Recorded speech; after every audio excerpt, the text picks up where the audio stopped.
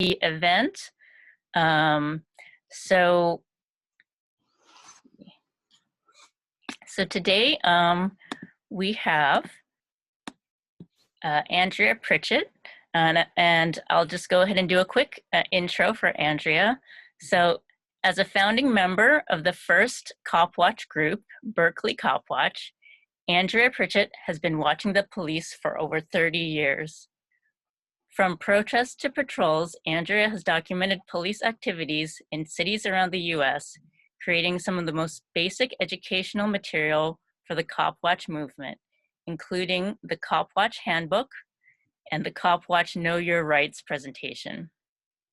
Andrea has also facilitated a UC Berkeley decal class, Community-Based Police Accountability, for over 20 years and trained thousands of people to Copwatch and start Copwatch programs in their communities. So without further ado, please welcome Andrea Prichett. Hi there. Hi, Andrea. Thanks so much for joining us today. My pleasure. My pleasure. All right. So can you just start off by telling us a little bit about what your organization does? Sure. So Berkeley Copwatch in 1990, we, along with some homeless folks, some students from UC Berkeley, and some community activists, I became very concerned about the way that homeless people were being treated in the South Side area, the South Side of UC Berkeley. And so we decided to bear witness. And at the time, you know, we just had still camera. Our technology was really not the point. The point was about standing and witnessing. The point was about saying, I bear witness to your pain. I am willing to testify on your behalf. You know, I'm willing to be a deterrent for the officer involved. So over these 30 years, obviously technology has changed quite a bit, but the basics of Copwatch remain, which are, we organize weekly patrols. We encourage people to go out and to actually directly observe police activity. We use police scanners. We use an app on our phone called Broadcastify to help us find where the police are. We also distribute Know Your Rights information. We encourage people to invoke their rights. What else? And then we just kind of go where, you know, in recent times, when I said we've always protested against what we thought were unjust laws, or try to call out officers that we thought were abusive of the public good. And so that's always been part of what we do. Sometimes what we see in the street leads us to take action. So a lot of our members are really interested in what's going on with unhoused people right now. We have a lot of encampments, very large encampments. So some of our people, kind of as a way to build trust so that they would talk to us about what was happening with them relative to the police, they're distributing harm reduction supplies and mutual aid and providing water and food to encampments, and expecting that when that raid comes, we're going to stand there and document what happens, what is taken, what is thrown away, how people are treated, and just the fact of it, you know, mapping it, that this is our city's response to poverty. But we've taken on other issues around the use of less lethal munitions, tear gas. Right now, we're very involved in trying to restructure the way the city addresses mental health crisis and non-criminal calls for assistance that come through 911. Currently, if you're worried that your grandma fell down, and you go, well, who do I call? Everybody calls 911. So even in something, you know, or like, you know, if my sister has too much to drink at Christmas, you know, she starts getting a little crazy. And my dad, you know, my dad's like, call 911. I'm like, don't call 911. You know, you don't want him to shoot her, you know, we just want to like kind of calm her down a little bit. So what we're trying to do in Berkeley is trying to create, and it's going to be a very hard political struggle, because the police currently, they handle all those calls. And we're saying, why do you need a gun? Let's have you not respond to calls where no gun is potentially needed. So let's not do that. So it's going to be a big fight. It's a lot of planning and stuff. But I guess what I'm saying is that we go, you know, sometimes we follow up. Sometimes what a volunteer sees in the street is like, oh my God, they pulled out a gun on this guy for no reason. Then we might go ahead and try to get the police report, try to follow up with the individual, might go to their court case. So it depends on our capacity and creativity. The thing I'm really excited about is our database. Have you guys do you guys didn't take a look at the Copwatch website, did you? Anybody? When you have a minute, I would encourage you to go there and take a look at it, because there's a little 5-minute video that describes the work that it took us 2 years to do. But there's a lot of people put a lot of emphasis on police murders, but most of what we see is not police murders. What we see is the daily processes that police use to gentrify a neighborhood, to subdue populations, to forcibly relocate poor people. So we want to get it all, you know. So we try to take pictures of a cop where their badge is, you know, get a photo of them, and we want to get the whole library. We want to get the whole cast of characters. We want to build out officer profiles in our database. We want to keyword when people say, well, I saw this and that. What did you see? Oh, well, they did use handcuffs. Oh, they used this baton. Oh, this was a mental health call. Oh, and then I could do a find and come up with all the mental health calls or all the times they used a baton. Pardon me. That sort of thing. Does that make sense? So, and that I think is very empowering. That knowledge, that consolidated knowledge is very powerful. So that's what we're doing. Yeah, that's great. I mean, you can't have accountability if you don't know, who they are and what they do. Yeah, and there's also a lot of issues that come up, like you think about it. The George Floyd video is the best thing to quickly put it on the news. Is the best thing to quickly put it on YouTube. You may get a lot of hits and you may rile a lot of people up, but if you're not careful, you might also tip off the police that you have it. You might also, like a lot of times what you want to do is you actually kind of want to hold that footage close to your chest and let the cops say what happened. Let them tell their story. Then you come out with the video. Let them trip themselves up.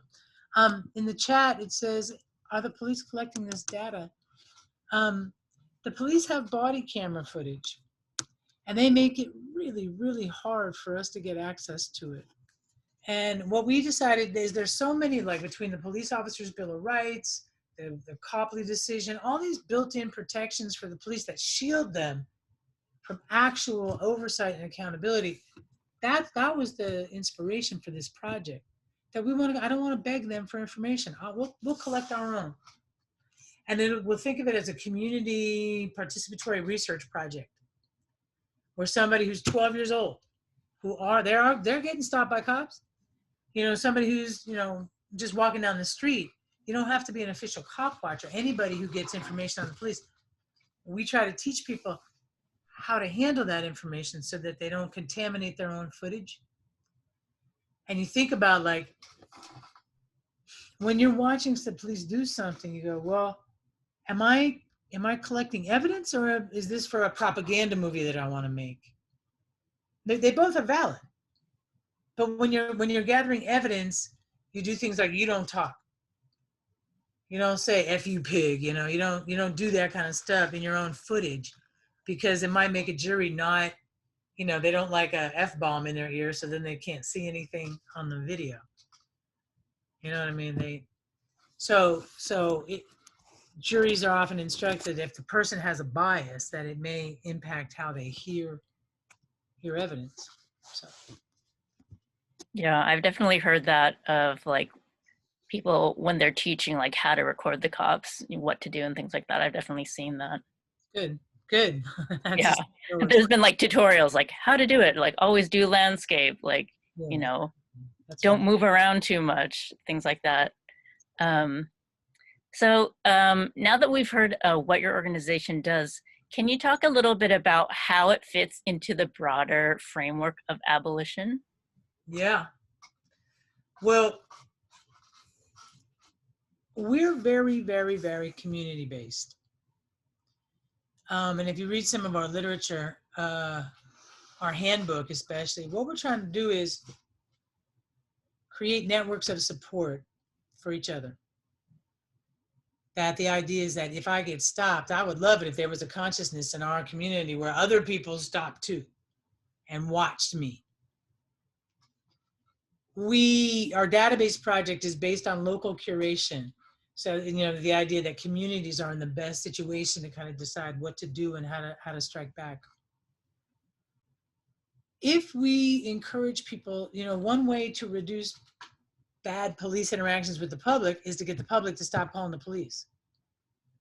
And so to build up this notion of networks and mutual support, to the point where people say instead, and it starts out small, instead of calling the cops on my neighbors to have them turn down the music, I'll go do it.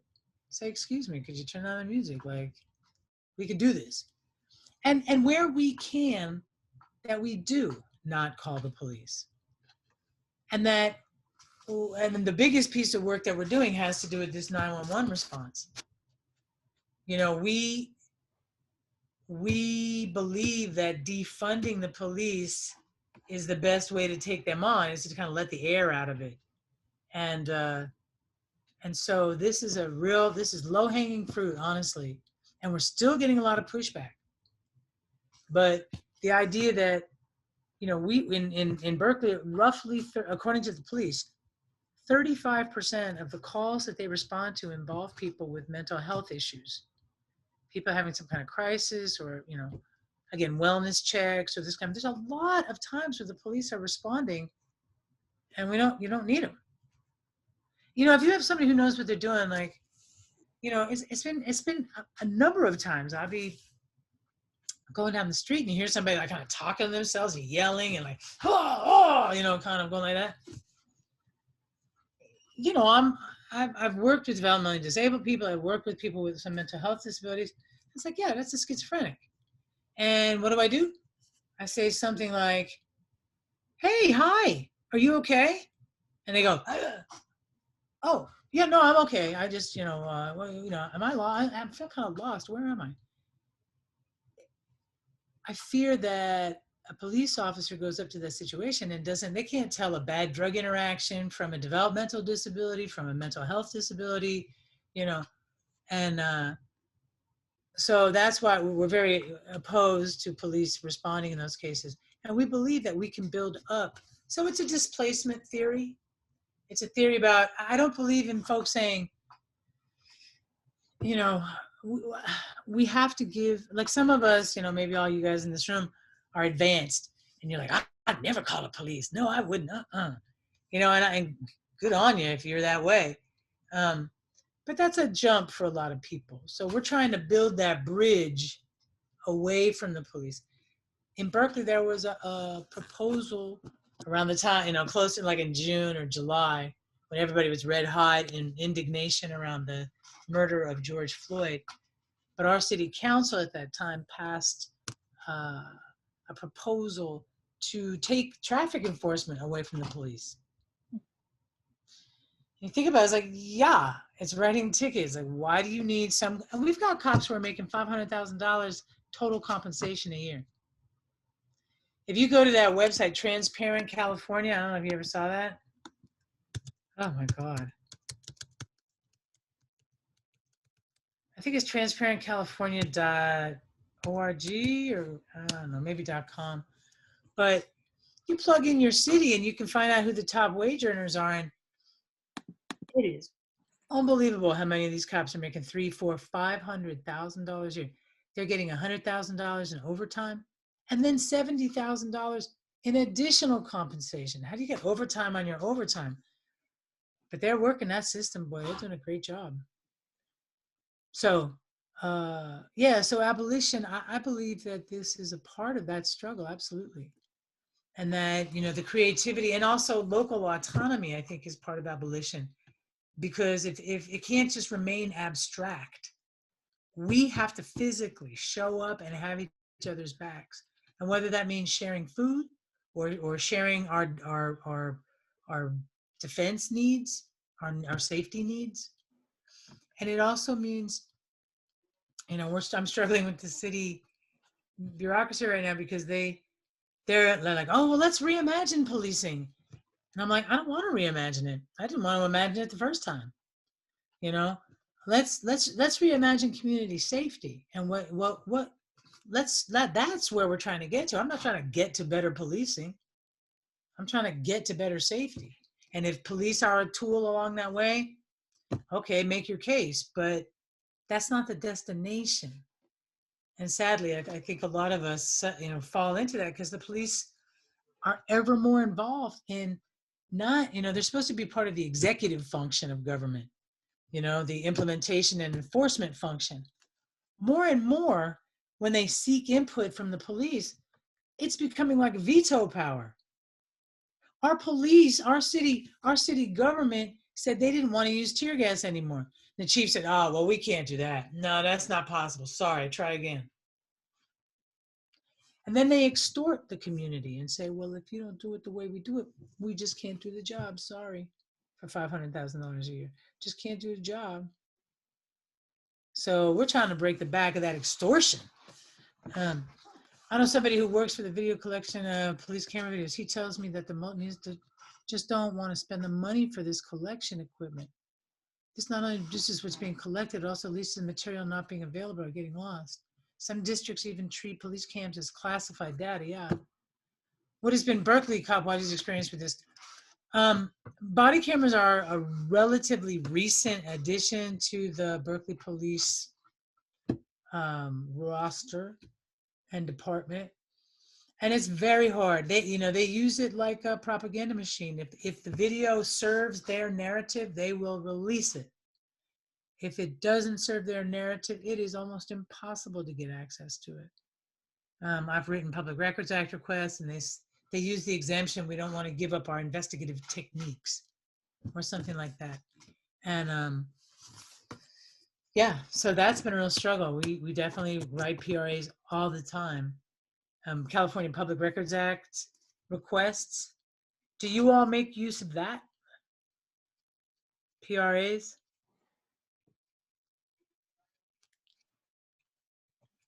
I don't know. Just like writing to the mayor or the chief of police, for example. We regularly request the roster of police officers. When we want a list of everybody who works for your department and what their badge number is. They give it to us. Sometimes they fight us, but sometimes they don't. Asking for police reports so that you don't have to wonder what happened. Asking for email communications about an incident. All of that is perfectly legal for us to do. And there's what is it? It's called, I think it's called the First Amendment Center.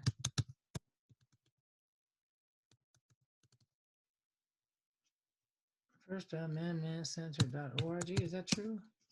I misspelled it.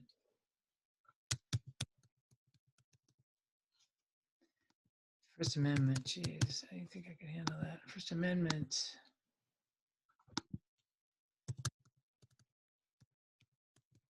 Let me try that out for a second.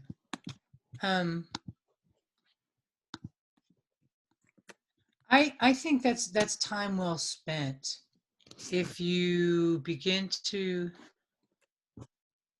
yeah, First Amendment Center, there you go. So I encourage you to use that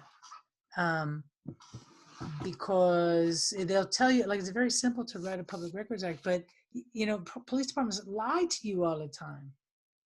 Do they lie to you guys? They lie to us. They tell us, no, you can't have that document. Oh, it's going to cost you $10 a page. Oh, we can't get it, this month, try in 6 months or something. None of that stuff is true. So I think it's really important to check that out. Yeah, they definitely lie to us too. I was in a city council meeting one time, and they were saying that they couldn't release the footage, the body cam footage of the George Floyd protests in San Jose for like a year or something like that. It's random. That's Yeah, just it's random. And there was no real reason for it. Like people tried to ask and they just sort of skirted around it.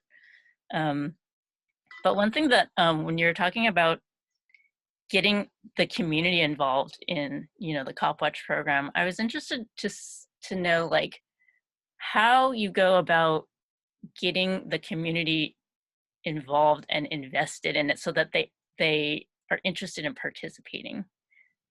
yeah. Well, one thing that's worked out very well for us is a partnership with UC Berkeley. And what we do is they have a program called Democratic Education, which are student initiated classes. We find a faculty sponsor and we're allowed to put on this class. So what we do is we have lectures once a week on different topics. What do we call it? Let me see if I can pull up the syllabus.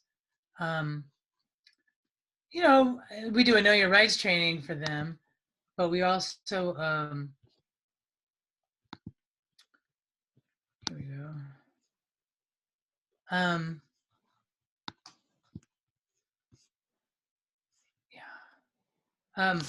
We do a class once a week, and then we take them out on shifts, and they actually go out and cop watch.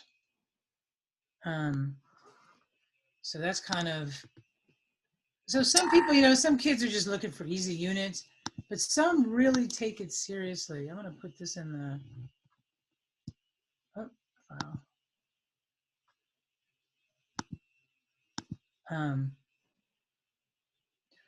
Decals.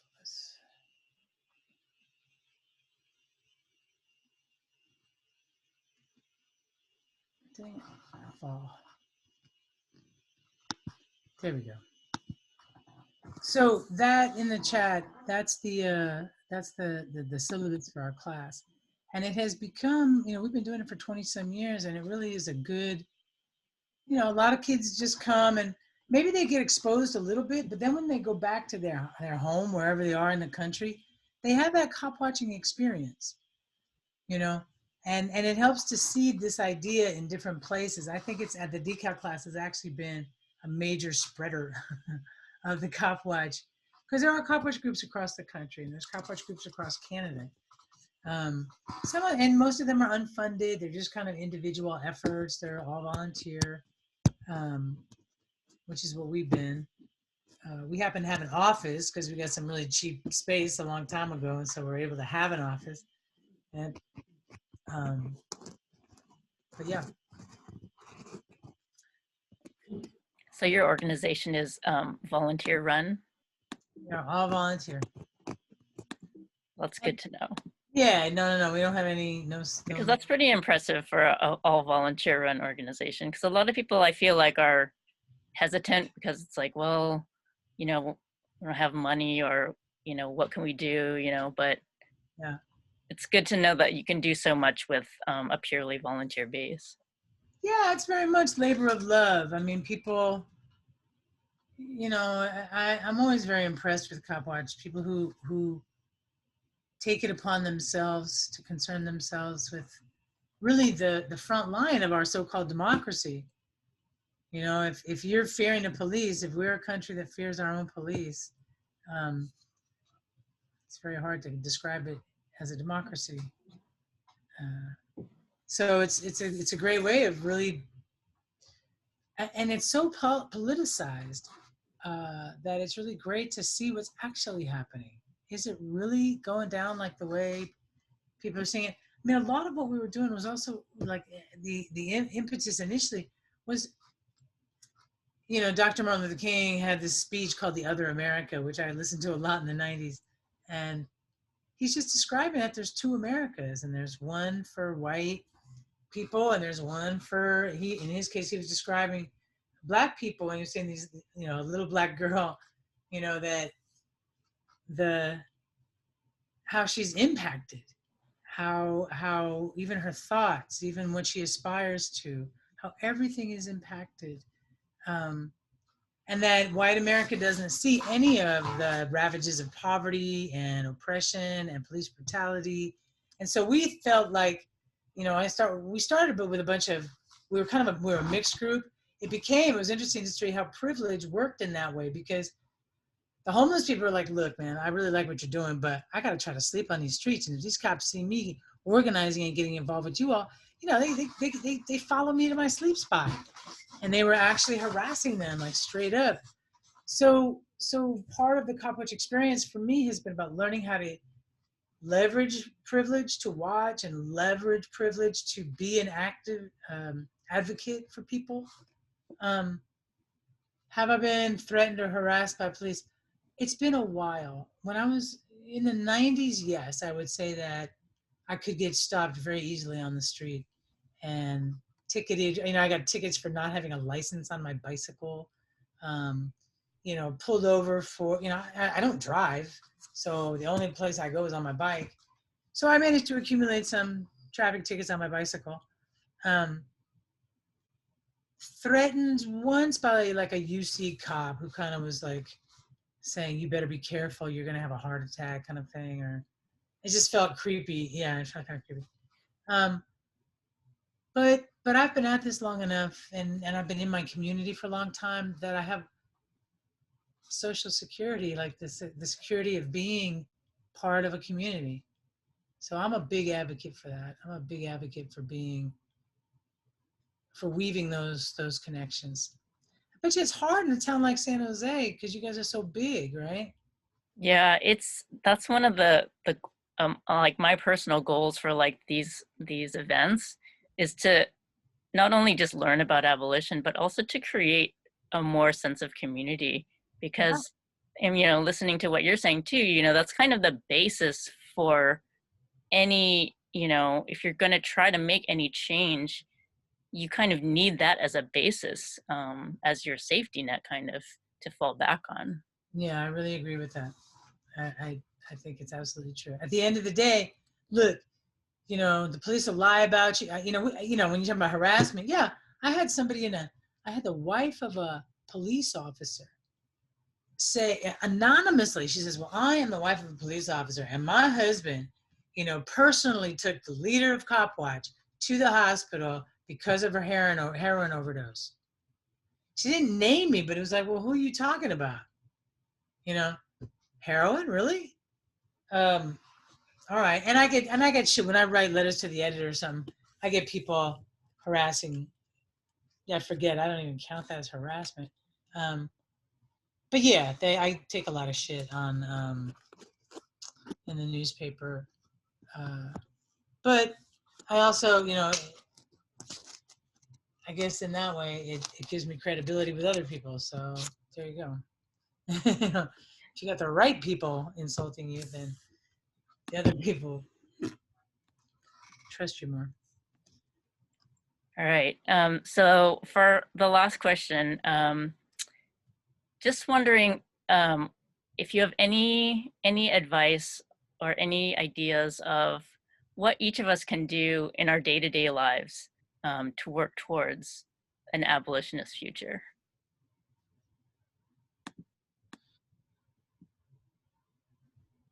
You know, it's funny because when you know, the defund marches were really at their peak, and I was laying in my bed, and then I hear boom, boom, boom, boom, boom. All the fires going off, right? Like probably 50 feet away from my bedroom window. And I lay there and I thought, oh God, you know, defund the police. So I'm supposed to go deal with that? Is that the idea? And I guess yes, I am. Yes, we are. Maybe not in that minute. Maybe that's not the best minute to deal with it. But the idea of working for safety in our communities, that means making sure that hungry people in our neighborhood are fed. You know, that means that people are not left to die in our communities. That we say, no, I'm not going to let that happen. And I think the best thing we can do towards abolition is to strengthen our community networks. That might mean like, you know how it is like with do you guys cop watch? Do you guys watch the police? I don't think so. We have like a um, ICE watch for that and the hotline, but I don't think we have a cop watch. Well, because I think watching out for other people, hi there. I think watching out for other people is really, really, really important. And so I think cop watching helps us to do that, to build that kind of bond. It shows people that you care. We printed up these little know your rights cards, and we walk up and go, hey, I'm a cop watch. I'm here to make sure your rights are respected. Do you need anything? Can I help you? Can I give you some support in this really dangerous and stressful moment? I think it helps. And to cultivate a consciousness of like, no, like facilitating conversations in our community. Look at the damage that was done when 911 came in the 60s. And their message was, if you see anything suspicious, call us. Call on your neighbor, call on your children, call on everybody. 911, we'll be there. All you got to do is push a button and we'll show up and take care of your problems. And it's like, no. Community safety is everybody's responsibility. And if we want the young people to trust the old people, we have to get in there and show them that I care that you don't have a job. I care about your education. I care about what's happening for you. And then guess what? They start to care about us. And this is how we restore the community that was damaged by the active efforts of the police to get us to distrust and dismiss each other, and to increasingly tolerate the inhuman conditions that we allow poor people to live in right now. And so we've got a lot of, brainwashing. There's a lot we have to unlearn and relearn and learn to deal with this situation. But one of the things that people do is like they start just in your neighborhood. You go, okay, hey, who wants to do mutual defense? Let's start a group chat, a group thread. And if the cops stop you, say, oh, I'm getting stopped down the street, at 9th and Bancroft. If anybody's in the neighborhood, come on, respond. Wouldn't that be nice? And then you have some people just show up. And that tells that cop that we're ready for you. We're ready for you. And so in that way, and then if you start showing up for each other and getting to know each other and that kind of stuff, then you show up when like somebody's hungry. Then you show up when somebody's in some other kind of need. And so I think it's a mistake to only think like abolition of like getting rid of the police. They're a symptom of a breakdown that's been happening for decades and decades. Yeah, I think that's great advice, because, a lot of people, when they talk about abolition, it's just about dismantling certain things, but abolition is also about creating new things, new solutions, new things, and also, creating that renewed sense of community and interdependence on one another so that we're self-sustainable. Yeah.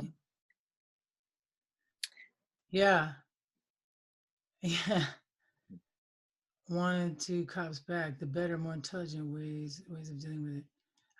Thank you, Frank. I'm reading your comment about a Canadian city where the police went on strike. Actually, there was a strike in New York, and I think the police were trying to be like all shaming you. All right, that's it. We're not going to help you. They went on strike, and I think nobody noted. Like everybody was like, this is kind of nice. It's just like they have to be careful using those tactics. Everybody's going to find out the truth. Yep. Yeah, but I are you all like in the same area of San Jose, by the San Jose Peace Center, right? Is that where you're based? Yeah, that's that's the organization. But I feel like San Jose is kind of just spread out. So like I don't live downtown. I'm from like more the northern side of San Jose. Yeah. Right. Nobody else. Well, I guess, wherever all the rest of you are, maybe there's some way of doing it. But I think also, like, taking advantage of existing community groups that already provide care, and just going, hey, church, hey, synagogue, why don't you come this way? Could we start a little group that wants to talk about justice or talk about community safety? And when you look at that database on our website, that's like even a church group could implement that, to harvest the stories that everybody's walking around with. And again, those, acknowledging, like, wow, there really is a world of hurt going on here. This really is not working. People keep calling 911 because they feel like they don't have an alternative. And working for those alternatives, whether that's emergency mental health response or some other approach to dealing with calls for help. When people in your community call for help, what do they get? And to increase those options. And that might be just a totally civilianized mutual aid project. Anyway. All right, well, at this point, I'm going to open it up to participants. If you have any questions that you want to ask, you can either just ask them directly or you can type them in the chat.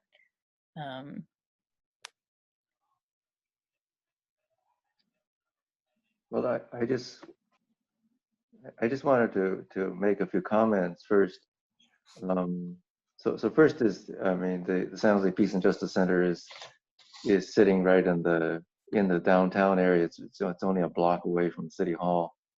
But sure, I mean, the history of Copwatch in San Jose goes back, at least, because this is only what I know about, it goes back to the community alert patrols back in the 1960s and the 1970s. And then this was the time when the Angela Davis trial was in San Jose, Right. and there was a very active Copwatch organization at that time. When I became active, which was about 2007, I mean, when I came basically into downtown San Jose, there was a small Copwatch organization, just a handful of people, and I joined them, and I was inspired to do some cop watching on Cinco de Mayo, because people always said, well, some of the most unjustified policing happens on Cinco de Mayo. That's right. And it doesn't happen, for example, on other days when you might expect rowdiness, like New Year's Eve, like the 4th of July, like the Mardi Gras. It happens on Cinco de Mayo. And so I started observing Cinco de Mayo, and I published 2 reports on this with the photographs, the times. I mean, this is before I had a smartphone, but I always, as a photojournalist, I always carry a camera with me everywhere I go, and documented everything with the times and everything. Published these 2 articles, and then the chief of police in San Jose, his name was Chris Moore. Right.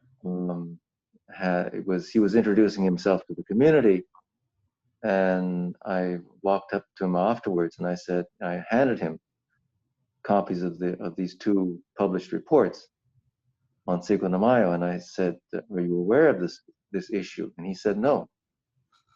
And he said, "But I'll look into it." And he did. And so the next year, this whole problem of these random checkpoints in the middle of the street disappeared. So I mean, it's No, I remember that. I think we had one of our members was arrested down there. Uh-huh. I remember going down. I think it was the following year. I think I went down, but I think the year before, a guy named Jake Gellender went down, and it was an overwhelming police presence, and they just arrested anybody who even looked like they were trying to cop watch. But there was also, like, was that the Barrio Defense?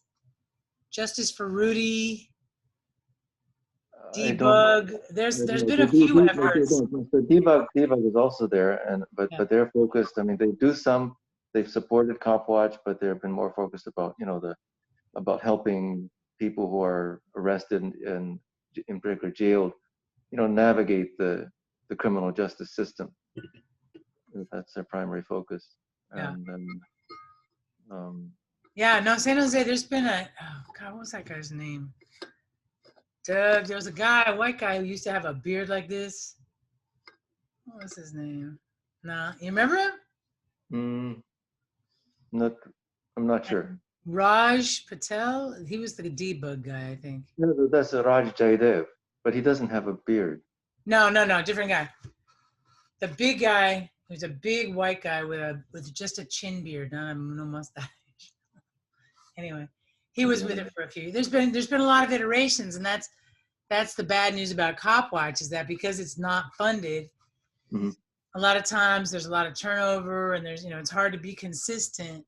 You really need somebody to anchor it, to be the old timer. Yeah, but with the after George Floyd, of course, everybody has become a cop watcher in the protests. So yeah, it's a question of follow through. Yeah. But onto the point that about abolition is not just abolishing the police and the prisons. It goes to this quote I found about from Angela Davis that I thought was very insightful. It says, "Prison, and I will add police, relieves us of the responsibility of seriously engaging with the problems of our society, especially those produced by racism and increasingly global capitalism." And so if you think about it,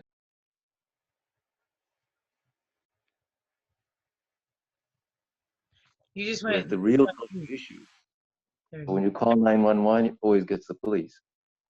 And so the police are, and then behind that, the prisons are the solution for dealing with the ills of society. And so we never deal with the real root causes. Right. So it's so true that abolition means community, finding solutions for community safety, for social security, for keeping everybody safe and everybody well. Right. Can't argue with that. Yeah, absolutely.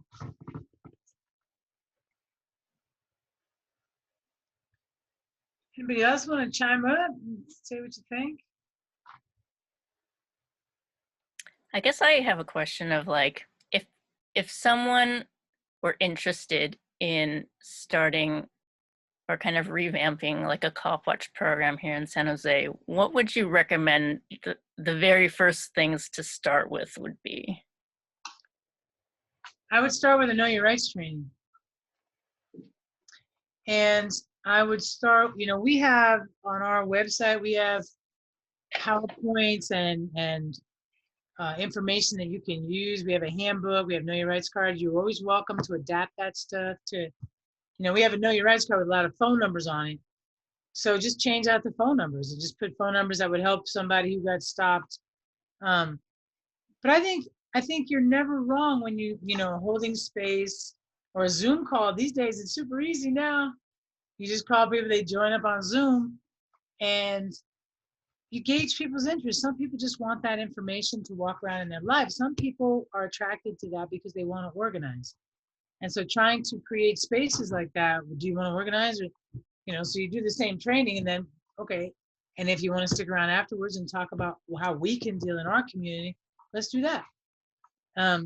There's a movie called, there's a lot of good movies these days. But let me show you, there's something called,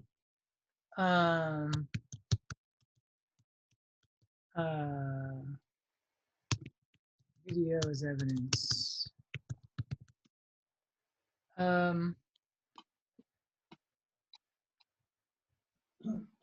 Here we go. So here's a nice thing that we did. We looked at this called video as evidence, and we did a little study group around that. And just each week, we would say, let's do 20 pages, and then we come back together and we talk about it and say, well, how does this? Or analyzing footage together. What is the best way to Copwatch? By the way, y'all are welcome to this. If you want to come to our class on Mondays from 5 to 6, it's Zoom land, so it doesn't cost anybody anything, and the parking's easy, and Come on in. Tomorrow we're going to be doing the history of police, 5 to 6:30. But you can email me if you want, if you're interested. Yeah, I would say study the witness guide, study some of the Know Your Rights stuff that Copwatch is doing. Look at, there's a movie on our website called These Streets Are Watching. It's a little dated, but I don't know. It's about cop people organizing to do Copwatch. I would also encourage you to get the app called Broadcastify. And what Broadcastify is on, I like it because what it does is it lets me listen to the police. So it's called Broadcastify. And then what happens is that it pops up there and it goes, feeds, if you want to browse, feeds near my location. So I press that, and then it's going to give me, oh, well, I could listen to, I can listen to the police. So you ever hear sirens at night, in your neighborhood? That's how you find out what's going on. It's just listen to what's happening on the police radio. But that's a helpful tool when you're trying to go out and cop watch and you want to find out where the cops are, what's going on, this kind of stuff. Get our skills up, get your skills up. And definitely do a Know Your Rights training. Definitely start to get, because the police will lie to you and they will tell you that you are not allowed to video here. You have to get back. You have to leave. This is a crime scene. Go away. You're going to get arrested if you videotape me. They just lie about stuff. And it's really important that you know what your rights are so that a mad dog cop is a mad dog cop and you got to watch out for your safety there.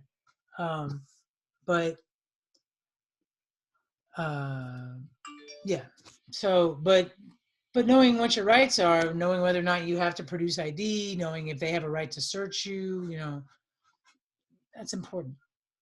And if you wanted to organize something, I'd be happy to come and do the first one, and then y'all could do it afterwards. So you can think about if that's something that's helpful to you. The app California Justice, I think that's the ACLU app, and I think it's called Mobile Justice, is it? And it's one, yeah, that's the one where you like videotape, and then you press a button and the video goes off of your camera and it goes to the ACLU. I want to keep my stuff. What you want to be sure of, like when you just don't get like, when you get those new iPhones, don't get the facial recognition one where your phone opens up because it recognizes your face. Because dude, imagine yourself standing there in handcuffs and the cop's like, all right, I want to look at, don't do that. Don't put your thumb. Do a code. Do a code that's in there. The police, when they arrest you, are not allowed to look at your cell phone unless they have a warrant specifically saying what they're looking for and blah, blah, blah. Does that mean they don't do it? No. Of course they do. But we need to know what to look out for. Yeah, that's really great. Starting with just a Know Your Rights training. And then that way people can buy in as much as they want. And that's great. So that there's no like expectations, like just come and learn. And then, if you want to go from there, you can. If not, that's fine. Exactly. Yeah. All right. Well, if no one else has any questions, I think we can wrap it up. Thank you so much for coming and talking to us. Thank you. Sharing all your knowledge. My pleasure. My pleasure. Hit me up anytime. It's one struggle. We're all in it. Right. Good luck down there. Yeah. Thank you. Strike a big blow for freedom. All right. And then did you have any last minute plugs or anything that you wanted to shout out about your organization? Any events coming up or? Gosh, do you have events? What we've been doing is trying to get people to use this database. So if you find that the San Jose Peace and Justice Center wants to become a curator of stories of police misconduct, if you guys took on that work, wow, you would have a powerful tool. Because over time, if you could get people to go, give us your stories, give us the stories. Officer 27, oh, we got a lot of stories of you taking people's money, you know, or whatever. Or this is how San Jose is dealing with Cinco de Mayo. You know, we got all these reports of Cinco de Mayo. You know, you can start to wield that. That becomes that's your organizational leadership is what you're finding the police are doing, and you can respond in a meaty and factual way. So that's my plug. If you guys decide as a project, if you want to operationalize that, we will help you. We will get tech people to help you. We will help you buy it. We will, because you have to buy a copy of FileMaker Pro. But it's super important to us that this work happens. You know, we spent a couple of years working on the damn thing. So you damn skippy, we want people to use it. But let me know if you want to pursue anything like that also. All right. All right, y'all. Have a blessed night. Thank you for your work. Thank you All right. Thank you so much. Take care. Thank you. All right. So we're going to close out. Thank you, everyone, for